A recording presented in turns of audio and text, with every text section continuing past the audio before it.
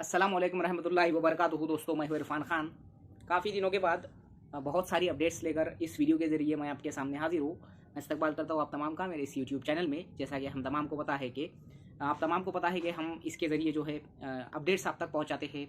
शिक्षक भर्ती से मुतालिक हो या कोई भी जो है एजुकेशनल जो चीज़ें हैं उससे मुतालिक अपडेट्स आपको पहुँचाते हैं। लेकिन स्पेशली हम रहबरी कर रहे हैं शिक्षक भर्ती के बारे में। ऑल मीडियम के जितने भी हमारे सब्सक्राइबर हैं उन तमाम को मैं बताना चाहूँगा इस वीडियो के ज़रिए आप तमाम को मैं हर तरह की जो है अपडेट्स बताने की कोशिश करूँगा। जैसा कि आपने थंबनेल में देख लिया होगा, उसके अलावा भी बहुत सी चीज़ें हैं।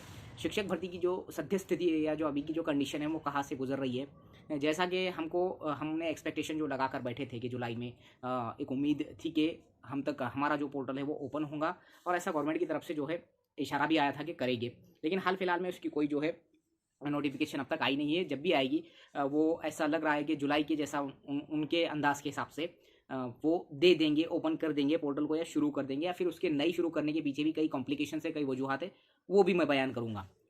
सबसे पहली चीज़ ये है कि बिंदु नामावली मैंने पहले ही मैं 2 सालों से आपको कहते आ रहा हूँ कि शिक्षक भर्ती होने के लिए बहुत सी चीज़ें जो है बहुत ज़्यादा अहमियत है, जिसमें सबसे one of the most important thing जो होती है वो होती है बिंदु नामावली। तो बिंदु नामावली की जो चल रही है गड़बड़ फिलहाल में शासन के अंदर, जो ऊपर से लेकर तो नीचे तक जितने भी यानी कि स्कूल लेवल तक हर ए टू जेड जो चीज़ें हो चुकी है, और नियर अबाउट जो है बिंदु नामावली फाइनल हो चुकी है, और उसके जो है या फिर होने के आज 1 से 2 दिन में या 3 से 4 दिन में वो फाइनल होकर अपने सामने आंकड़ा भी जो है पेश हो जाएगा। ऑल मीडियम के जितने भी मेरे जो सब्सक्राइबर हैं उनसे मैं बताना चाहूँगा कि ये वीडियो आपको कंप्लीट देखना है। और सबसे मेन चीज़ जो है कि इसमें जो है इसके ज़रिए मैं बहुत सी चीज़ें भी क्लियर करने की कोशिश करूँगा। बिंदु नामावली जो है हो चुकी है, तकरीबन हो चुकी है, और ये बिंदु नामावली जो है डिपेंड करती है, ये बताती है कि हमारे वैकेंट पोस्ट जो होंगे या जो जाहिरात में या बदली में या फिर उसके अलावा जो एक्सेस ठहर गए उनके लिए कैसी-कैसी जगह बनती है। तो यहाँ पर प्रायोरिटी तो जो दी जाती है बिंदु नामावली के बाद, जो एक्सेस कोई अगर टीचर ठहरता हो, एक्सेस का मतलब मैंने आपको समझाया था ज़्यादा ठहर जाना, यानी कि कहीं पर पट कम है और टीचर ज़्यादा है, 30 पर 1 टीचर होता है आमतौर पर, उस तरीके से अगर नहीं है तो 50 का पट है और 3 टीचर है तो वहाँ एक्सेस हो गया समझो कोई। तो 60 के बाद में तीसरा टीचर होना चाहिए था, लेकिन वहाँ 50 पर ही 3 टीचर है तो वो एक्सेस ठहर जाते हैं ऐसे बिंदु नामावली के बाद में। तो उनका समायोजन करना होता है, पहली प्रायोरिटी यही होती है गवर्नमेंट की। अब जिस तरीके से जो खेल चल रहा है गवर्नमेंट के अंदर शिक्षक भर्ती को लेकर, जितनी उन्होंने क्यूरियोसिटी जो दिखाई थी टेट का इम्तिहान लेने के लिए, और जितने हार्ड एंड फास्ट तरीके से जो उन्होंने लिया था, और जैसी उन्होंने घोषणाएं की थी, जो हमने एक्सपेक्टेशन लगा के बैठे थे कि जुलाई के अंदर 17 जुलाई एक वोलेंस होल जो है डेट बताई गई थी, लेकिन आज तक उसकी कोई भी नोटिफिकेशन नहीं आई है। अब सबसे पहली चीज़ ये है कि एक नया मसला जो है बिंदु नामावली तो क्लियर हो चुकी है, नियर अबाउट क्लियर हो चुकी है, उसका कोई मसला नहीं है, और भर्ती में जो वैकेंसीज है वो भी अच्छी खासी क्रिएट हो रही है। अगर मैं मेरे नॉलेज के हिसाब से अगर मैं बात करूँ तो ऑल मीडियम में जो है अच्छी खासी वैकेंसीज जो है क्रिएट होने के पूरे चांसेस है। और इस टप्पे के अंदर भर्ती के, जैसा कि जो टेट ले चुके हैं उसके अंदर अगर भरी जाए तो जैसा उन्होंने कहा है कि 30,000 का जो है एक आंकड़ा वोलेंस होल निकलना बिल्कुल तय है। लेकिन भर्ती कितनी है गवर्नमेंट, भर्ती कितने की करती है, ये बहुत डिपेंड करता है। जैसा कि घोषणाओं की बात अगर मैं करूँ तो घोषणाएं आमतौर पर होती है, लेकिन जो प्रत्यक्ष उस पर जब अमल बजावनी होती है या अमल आवरी होती है तो वहाँ पर जो है आंकड़े कम हो जाते हैं। तो ऐसा नहीं होना चाहिए, क्योंकि बहुत सालों से जो है इंतजार कर रहे हैं जो टैट एस्पायरेंट्स है या फिर जो भी डीएड बीएड स्टूडेंट जो टीईटी और सीटेट पास है वो तमाम। तो बिंदु नामावली क्लियर हो चुकी है, लेकिन उसकी जो फाइनल जो आंकड़ा है, फाइनल जो आंकड़ा आना जो अभी बाकी है, वो अभी हमको आजकल में जो भी कुछ दिनों में जो है समझ जाएगा, और उससे पता चलेगा कि एक्चुअल में जैसा गवर्नमेंट के पास के जो रूल है गवर्नमेंट के, जो जाहिरात में देने की जगह है वो कितनी आएंगी।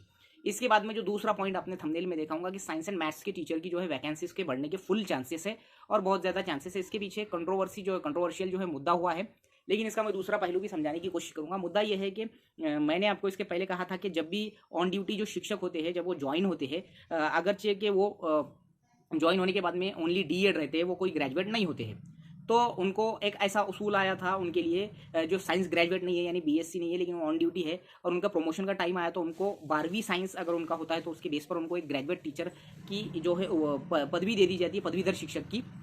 उसको जो है उसका लाभ नहीं देते, उसका फ़ायदा देते नहीं है, यानी कि जो जिसको हम बोलेंगे पेमेंट का जो फ़ायदा उसको नहीं मिलता है, बल्कि उसको प्रमोट कर दिया जाता है, यानी उसको प्रमोशन दे दिया जाता है कि 12वीं साइंस पर आपको हम पदवीधर शिक्षक 6वीं 7वीं 8वीं पे साइंस का ले रहे हैं, साइंस मैथ्स का, लेकिन आपको 5 साल के अंदर बीएससी कंप्लीट करनी होगी। ये जो मुद्दा आया था लास्ट टाइम में, इसके लिए एक जीआर आया है कि जिसने भी प्रमोशन लेकर बीएससी की डिग्री कंप्लीट नहीं किया है उनको वापस रिवर्जन दिया जाए, ऐसा एक जीआर आया था। ठीक है, ऑन ड्यूटी टीचरों के लिए। तो ऐसे कई हजार जो है अगर उस पर जो है अमल होता है तो इसका एक दूसरा पहलू भी मैं इसके बाद बताऊंगा, वो भी आपको गौर से सुनना होगा कि तो कई हजार जो है पोस्ट जो है वैकेंट होंगे, रिवर्जन यानी उनको वापस से 1 से 5 पर जो है ले लिया जाए अगर उन्होंने बीएससी कंप्लीट नहीं किया होगा। ऐसे हजारों से लोग हैं जिन्होंने लिए हैं और जो बीएससी ग्रेजुएट नहीं थे, जिन्होंने कंप्लीट कर लिया उनका कोई मसला नहीं। लेकिन जैसा कि हर कोई चाहता है कि भाई अगर हम पर अन्याय हो रहा है या हमारे अगेंस्ट में कुछ हो रहा है तो हम उसको कोर्ट में जो है क्या बोलेंगे, पिटीशन दायर करके इंसाफ मांगेंगे। तो ऐसा वो लोग बहुत से जो है इसके जो है बहुत सी संगठनाओं ने मांगी रखी है कि ये जीआर आपका जो है या परिपत्रक जो है आपका ये पीछे ले लो। अगर ऐसा होता है, रिवर्जन होता है, तो बहुत ज्यादा वैकेंसी साइंस और मैथ्स की, स्पेशली साइंस और मैथ्स की, आर्ट्स की बात नहीं कर रहा हूं मैं, ये उससे रिलेटेड मुद्दा नहीं है, ये सिर्फ साइंस टीचर के लिए था। चूंकि पूरे महाराष्ट्र में पहले से ही science and maths primary level पर जिला परिषद गवर्नमेंट के इंस्टीट्यूशंस पर 6, 7, 8 पर बीएससी स्टूडेंट्स किसी भी मीडियम में अवेलेबल की बहुत ज्यादा कमी है, चाहे वो ऑन ड्यूटी टीचर्स हो, चाहे वो हमारे न्यू अपॉइंटमेंट वाले हो, चाहे वो कई साल पहले भी लग चुके हो लेकिन वो बीएससी उन्होंने उनकी कंप्लीट नहीं की। अब जिनकी कंप्लीट है उनको तो उसका फायदा बिल्कुल मिल जाता है। तो इसलिए मैं बोल रहा हूँ पहले से ही कि 2017 में जिस तरीके से बीएससी वाले, जैसा उर्दू मीडियम की बात करूँ मैं या मराठी मीडियम, ये 2 मीडियम में बीएससी जो है डीएड या बीएससी बीएड 6, 7, 8 पर सीटेड या टीटी 2 वाले ना के बराबर मिले थे, वो जगह वैसी की वैसी ही रह चुकी थी। इस बारी में जो है चलो प्रमोशंस मिले बहुत सौ को, लेकिन ये अगर जीआर पर अगर अमल होता है तो बहुत सी वैकेंसीज खाली होती है। लेकिन इस जीआर पर अमल होना उतना आसान दिख नहीं रहा है क्योंकि इसको चैलेंज किया गया है, चाहे वो कोर्ट में हो चाहे वो संगठनाओं के जरिए हो। तो देखना यह है कि अगर वो होता है तो अलग बात, और नहीं अगर होता है तो वैकेंसीज बढ़ जाएंगी, नहीं होता है तो उनका जो है पोस्ट वो कायम रहेगा, स्टे आ जाएगा उस पर। ठीक है, ये चीज़ है। लेकिन साइंस और मैथ्स की वैकेंसीज का जो कंपटीशन रहेगा 1 से 5 के मुकाबले में जो है कम ही रहेगा, ये बात पक्की है। चाहे वो मराठी मीडियम हो या उर्दू मीडियम हो या इंग्लिश मीडियम का कोई ग्रेजुएट टीचर हो जो इंग्लिश के लिए अप्लाई कर रहा हो साइंस मैथ्स के लिए। ठीक है, तीसरा जो पॉइंट है हमारा, अब इसमें जो सबसे बड़ा जो हमारे भर्ती का जो रोड़ा कायम हो रहा है वो बिंदु नामावली क्लियर ना होना। अब जितना जितना भर्ती लेट होती जा रही है उतना उतना जो है घोषणाएं भी बढ़ती जा रही है जबरदस्ती की, और उतना ज्यादा टैट एस्पायरेंट्स जिन्होंने टैट दे चुके हैं वो तकलीफ में आ रहे हैं, मानसिक त्रास में आ रहे हैं। जैसे कि आप आंदोलन देख रहे हैं, उसी के बीच में एक इनका जो है परिपत्रक आ जाता है कि जो रिटायर्ड टीचर्स है जिनकी 70 साल के अंदर उम्र है उनको 20,000 के मानधन पर लिया जाए अगर टीचर अवेलेबल नहीं है तो, जब तक शिक्षक भर्ती पवित्र पोर्टल से नहीं होती जब तक। ये बड़ा ही अजीबोगरीब फैसला और बड़ा ही यानी कि जिसका कोई बेस ही नहीं है, ऐसा फैसला जो ऑलरेडी पेंशन होल्डर्स है जिनकी उम्रें हो चुकी है, वो 60 में 62 में 65 में और 70 में वो क्या पढ़ा सकेंगे, चाहे उनको लाख तजुर्बा हो, वो उनका इधर किस तरीके से अपने हेल्थ की फिटनेस कायम रख सकेंगे और वो फिट होंगे क्या, ये सबसे बड़ी बात है। इससे बेहतर तो जब तक ऐसा होना चाहिए था कि जो सीटेड या टीईटी धारक है, जो डीएड बीएड सीटेड या टीईटी धारक है, वो पहली से 8वीं तक के जो इनको लिया गया है वैसा उनको उनको तो 5,000 रुपये लेने के लिए बोल रही है गवर्नमेंट। ऐसा जो लास्ट टाइम आया था उनको 5,000 और ये 20,000 पर बड़ा अजीब व गरीब जो है फैसला है। और यानी कि जिस पर हंसी आए जैसी ये बात है कि कोई रिटायर्ड पर्सन को कैसा वापस में 20,000 पर ले सकता है, हालांकि उनके ऑलरेडी पेंशन होल्डर्स है। और फिटनेस की तो कोई बात ही नहीं है, आजकल 40 और 45 में ही फिटनेस जो है जवाब दे रहा है, तो ये बात है। तो ये एक अजीब चीज़ है। उसके बाद में जो है कंत्राटी शिक्षक भर्ती हर जगह चालू है, म्यूनसिपल कॉर्पोरेशंस में, नगर परिषदों में, महानगर पालिकाओं में। वो महज और महज इसलिए क्योंकि वहाँ पर लिख कर आ रहा है पवित्र पोर्टल की जब भर्ती होंगी जब हम इनको जो है यहाँ से हटा देंगे, लेकिन तब तक हम इनको लेंगे, ऐसा बोला जा रहा है।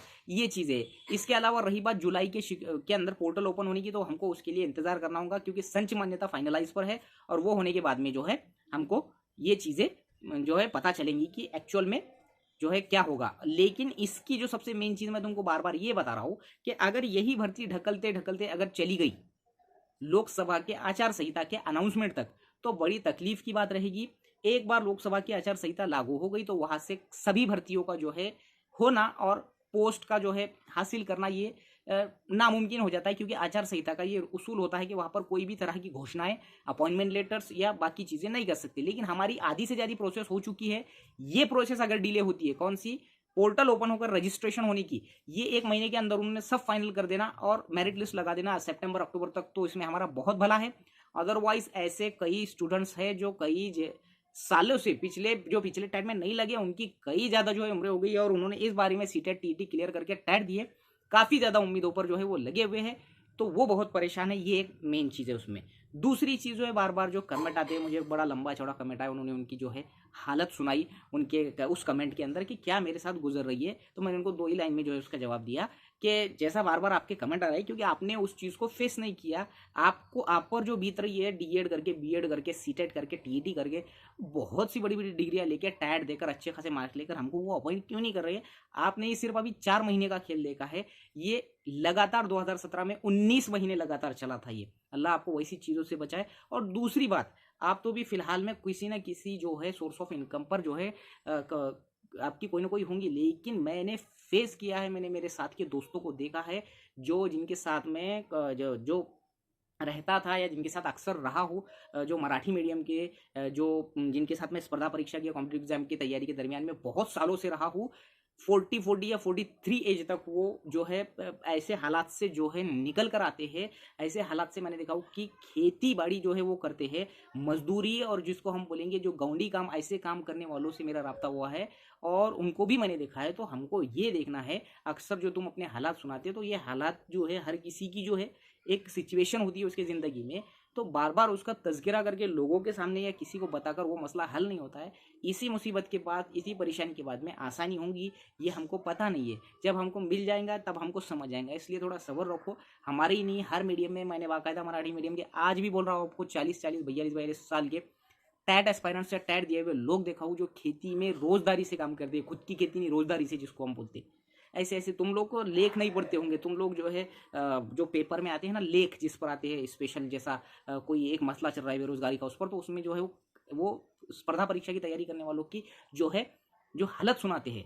एमपीएससी के लिए 10-10 साल से बच्चे जो है पुणे में जाकर बैठते हैं, कोई चीज़ हासिल नहीं होती है, लेकिन अचानक वो खुद एक बड़ी पोस्ट पर जो है चले जाते हैं, उनकी मेहनत और उनकी लगन के जरिए। तो हमको पोस्ट कर कोई फायदा नहीं है, किस्मत को जो होना है वो होकर रहेगा। रही बात भर्ती के डीले होने की, तो अभी तो जो है 3-4 महीने हुए हैं, हो सकता है ये महीने में फाइनल कुछ हो जाए, लेकिन तब तक जो है मानसिक त्रास और ज़बरदस्ती का जो फ्रस्ट्रेशन और डिप्रेशन जो है रखना बिल्कुल सरासर जो है गलत है। और जो भी होगा वो बेहतर होगा, बेहतरीन होगा। मेरे तमाम जो भाई लोग हैं, जो जिसको हम बोलेंगे उर्दू मीडियम, मराठी मीडियम और ऑल मीडियम की मेरे सब्सक्राइबर, मुझे पता है कि वो किस तरीके की उम्मीद लगाकर और कैसी नज़रें टिकाकर उस पवित्र पोर्टल की तरफ रखे हुए हैं, क्योंकि उनके ऊपर जिम्मेदारियां हैं, क्योंकि उनके ऊपर घरों की जो, घर वालों की जो उम्मीदें हैं, उनके जो पेरेंट्स हैं, उनकी जो भी एक्सपेक्टेशन है, वो तमाम चीज़ें अभी टिकी हुई है। उनको इस चीज़ का, मुझे 100% मैं श्योर हूँ कि ये चीज़ का उनको डर है कि मैं इन हूँ या आउट हूँ, मैं कैसा लगूंगा। मुझे बस एक बार वो पता चल जाए कि मैं आउट हूँ या इन हूँ, तो मेरे दिल को तसल्ली हो जाएंगी। यही सिचुएशन है, 100% यही है। तो हर किसी का ऐसा होता है। बहुत से लोग जो है माशी हालात से भी जो है तंग है, और जिनकी माशी हालत अच्छी है और जो अपने कामों में मसरूफ़ है टैट देकर भी, तो वो थोड़ा थोड़ा इत्तेफाक रखे ये चीज़ों से। ये चीज़ें जो है सरकारी भर्ती की जो है चीज़ें थोड़ी डिले होती है, लेकिन कहीं ना कहीं जाकर जो है उनको वो इंसाफ मिलता है। बस आखिरी मिसाल देना चाहूँगा मैं, 2017 के पवित्र पोर्टल की भर्ती में 2019 में जो लिस्ट लगी थी, उनको जो ऑर्डर्स मिले मुंबई पब्लिक स्कूल वालों को, 10वीं मराठी मीडियम होने की वजह से 3 साल तक कमिश्नर ने ऑर्डर नहीं दिया। 2022 में आई थिंक उनको ऑर्डर मिले, 3 साल बाद, यानी कि 19 वालों का शिक्षण सेवक काल खत्म होने के बाद वो लड़ते हैं, लड़ते रहे। इससे भी खतरनाक मेरा मिसाल 2019 में डिप्टी आरटीओ की जो एग्जाम हुई थी, उसमें सेंट्रल गवर्नमेंट और स्टेट गवर्नमेंट की जो रूल्स थे उसमें खाली तफावत होने की वजह से वो मेरिट में आकर उनका सिलेक्शन हो गया, उनका ऑर्डर इशू हो गए, बाकायदा उन्होंने बड़े बड़े प्रोग्राम्स लिए, डिप्टी आरटीओ वो बन गए थे, लेकिन फिर स्टे आया और वो 3 साल तक लड़ते रहे। ऐसे कई ऐसे लोग हैं। तो ऐसी अपनी ज़िंदगी में चीज़ें आती रहती। शिक्षक भर्ती होंगी, होकर रहेंगी इंशाल्लाह। यही चीज़ें आप तक पहुंचानी थी आज के इस वीडियो के जरिए। काफ़ी दिनों के बाद में ये वीडियो। आखिरी बात मैं बोलना चाहूँगा कि मेरे जो स्टूडेंट्स के या मेरे बच्चों की जो एक्टिविटीज़ होती है, वो भी मैं मेरे इस चैनल पर अपलोड करता हूँ, उसको भी आप देखा कीजिए और आपको आप ज़रूर बताइए कि वो आपको कैसे लगते हैं। मिलेंगे अगले वीडियो में। वीडियो अच्छा लगे तो लाइक, कमेंट और शेयर ज़रूर कीजिए। इंशाल्लाह अगला वीडियो और भी अच्छे जो है कंटेंट के साथ रहेगा। काफ़ी दिनों के बाद ये वीडियो है, आप पूरा देखेंगे उम्मीद है, लेकिन शेयर करना ना भूलें। अस्सलाम वालेकुम।